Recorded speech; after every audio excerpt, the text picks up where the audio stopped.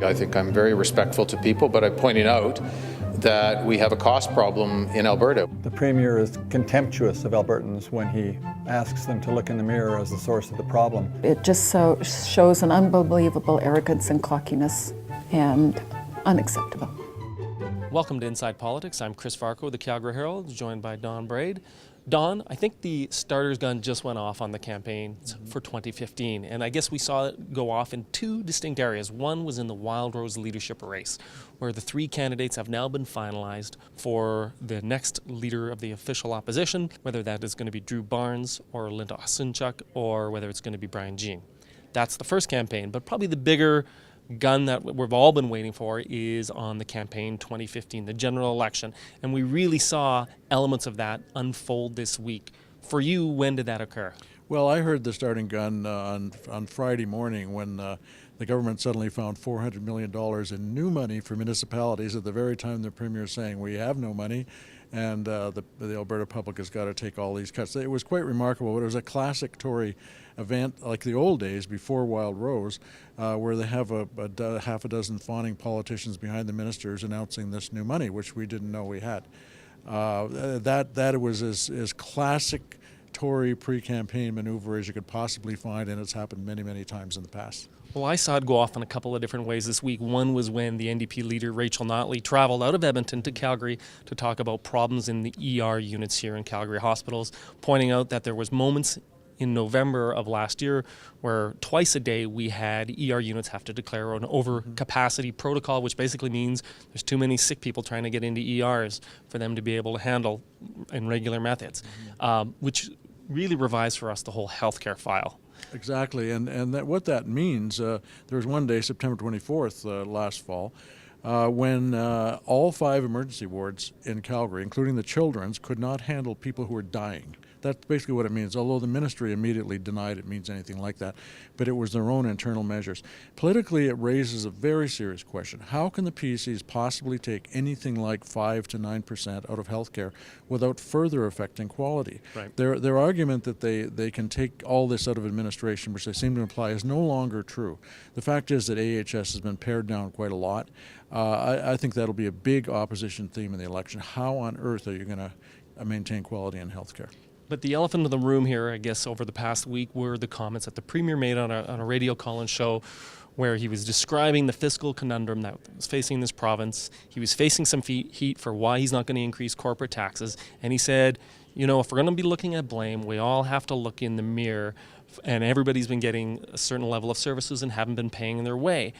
But the opposition parties, I thought shrewdly, saw that as sort of a tone-deaf sort of response to a political issue. They quickly turned it into an issue of he's shifting blame for decisions that have been made by the Tory governments over the last 44 years and putting it onto the backs of Albertans. I thought that clearly showed we're in a hyper-political environment. No kidding, and it was totally viral. It's amazing how the thing just took off. And there was a lot of, it has to be said, on the phone-in show and everything, there was a lot of partisan involvement there.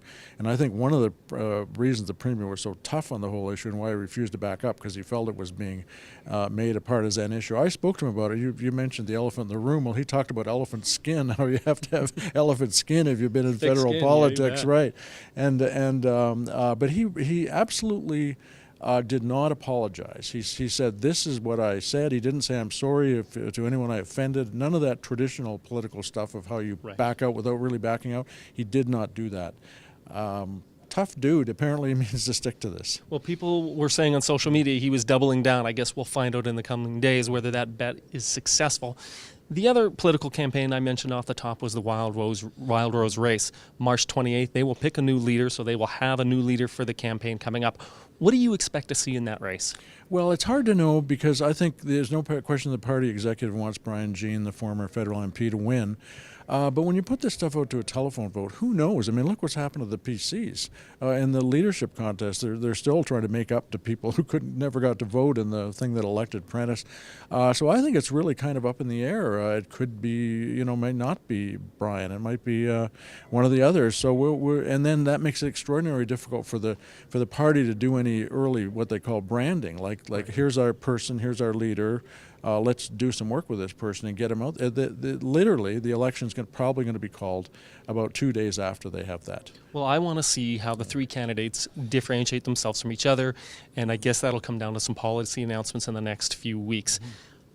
Let's now talk about our winners and losers of the week. I think it's pretty obvious who my loser is, but I'll let you go first. Well, I think we're going to have a joint one here. I think Prentice took a kind of image hit there. It's hard to know how it'll play out. They were talking about the Prentice blames Albertans hashtag that went all over the place immediately.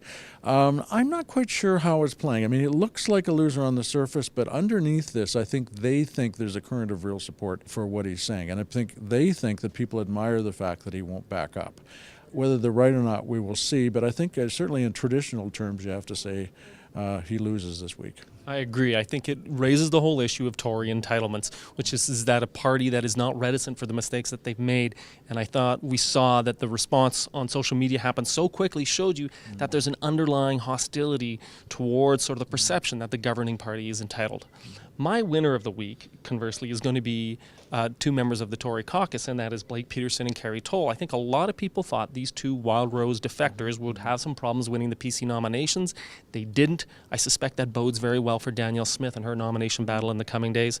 Don, who's your winner? Well, I'd have to pick Naheed Nenshi, who picked up $120 million for the city through the political maneuverings of the government to find that extra money. It's money that the cities obviously need. It's the money that the politicians have every right to go after, the local politicians. But Nenshi is one who manages to get the money without looking like he's kowtowing to the government.